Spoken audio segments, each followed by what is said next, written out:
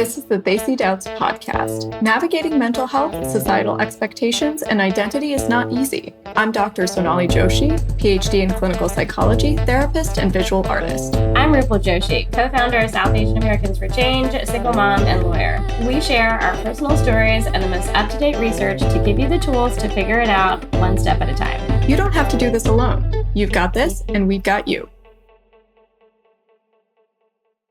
When you bring up this idea of like giving up, I think there's this idea that there's no benefit to continuing to do this, right? That's kind of ultimately what you're saying is that like putting in all of this effort doesn't actually matter for the outcome, and it's really solutions and reward oriented.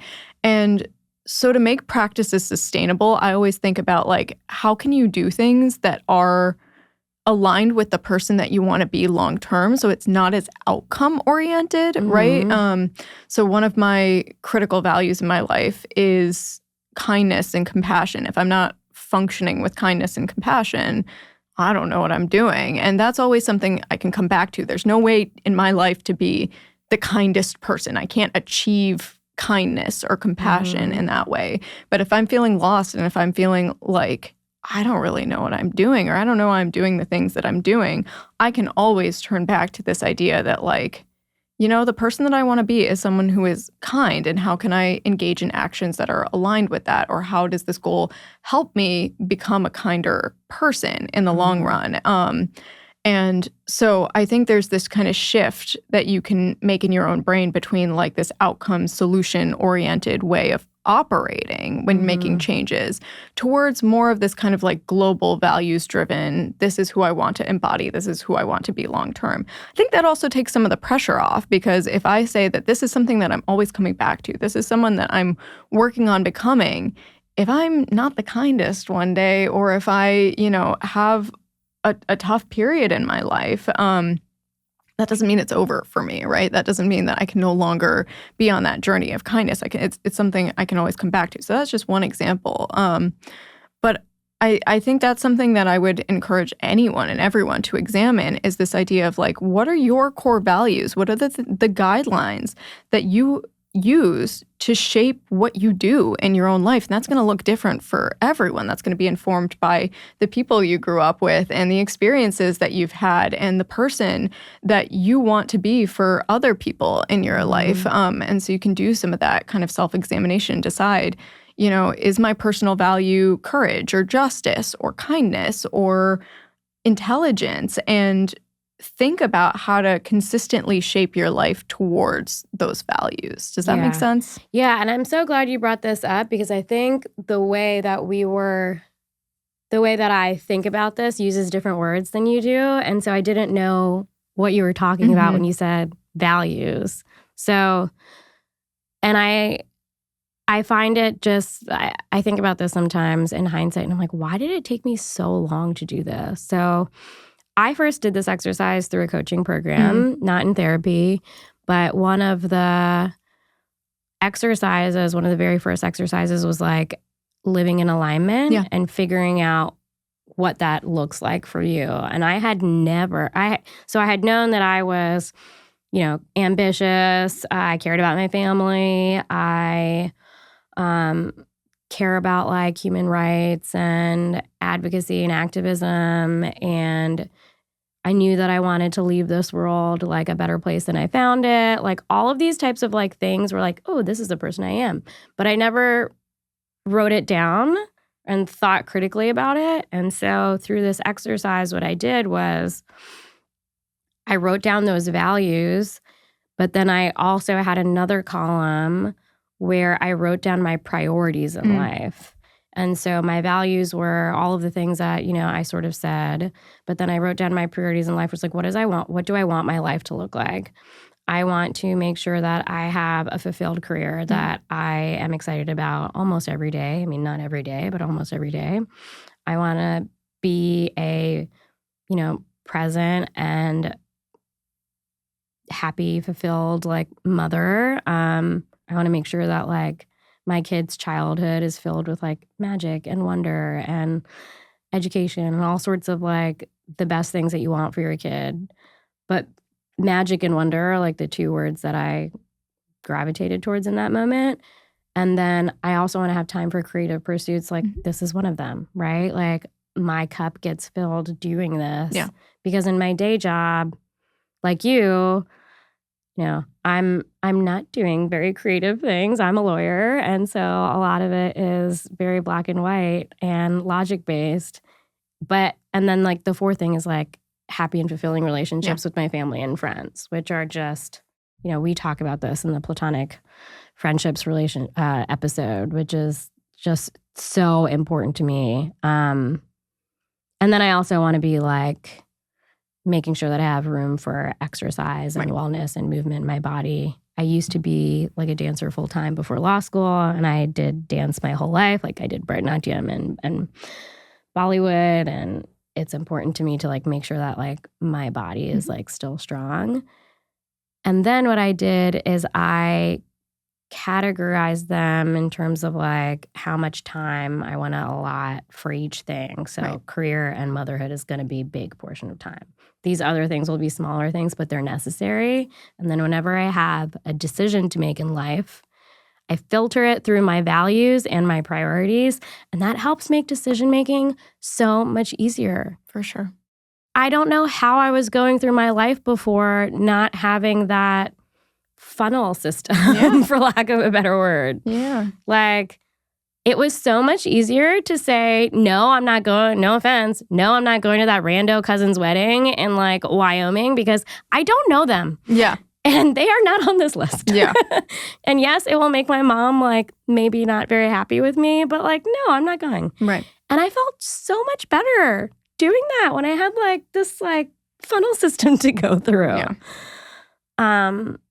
Do you do this with your patients? Like, where does this come from? Yeah. I think the idea of values often drives what I do with folks with depression through what's called behavioral activation. So oftentimes with depression, and kind of like you were saying, like even without depression, like most of us, if we just think about the things that we have to do in a day, there's so many things competing for our attention. Or I know there are days when like I don't have the energy to do anything, and the idea of doing everything is so overwhelming. So especially for people with depression, when your motivation is really low, when feeding yourself or doing the basics is really hard for you, it's hard to know what steps to take to help yourself feel a little bit better. And so with behavioral activation, one of the things that we do is often clarify your values to help guide what to actually do. Because again, we've talked about how like you can have information out the wazoo, but unless you actually like know what to do with it, and unless you can actually take those steps and live with your values or live in line with your priorities, like what are you doing? So we clarify those values first so that we have a roadmap for like, okay, this is the first step that we can take. This is the next step that we can take. This is how we can give you some of that energy back in a way that's fulfilling and meaningful to you. It's so much different than just saying like, go do yoga, because if you don't care about that, like it's not going to work for you. But if you say that like, yes, yoga is actually in line with my values and it's a thing that really does fill my cup back up and that I do care about, then it's going to be a whole lot more useful for you. So that's when, yoga might actually fix things, but it's, again, not a one size fits all kind of situation. So clarifying values, clarifying treatment goals, and clarifying priorities is often a thing that we have to do to know where to start and where to make those changes. And it's something that I have to do myself is when there are so many competing demands on my time, I have to really go, what can I do right now? Because I can only do one thing at a time. What can I actually spend my time on? And if it's something that isn't in line with my values, it often breeds resentment and isn't satisfactory in the long term. And there's only so much of that I can stand. So it's about choosing things that are going to be sustainable in the long term. Yeah. I think it helps provide some, at least for me as like a type A person, it just helps provide some structure to decision making. And then I feel like I'm living life intentionally instead of just like going wherever the wind takes me. For sure. Okay. Cool. Thanks for asking some good questions. Yeah, I think this was, as we sort of talked about, it's like a bonus episode. Yeah. But these are things that come up sometimes when you're on your mental health journey, and also things that I think we can walk into a therapist's office with and say, sometimes therapists are more deferential and are like, what do you want to talk about? Or like, if you do your goals before you go to a provider, knowing I want to like figure out what my values are, or I want to make sure that I'm doing check-ins to see what my progress is so that I'm not, going to therapy and stopping or whatever it is helpful for sort of providing some direction.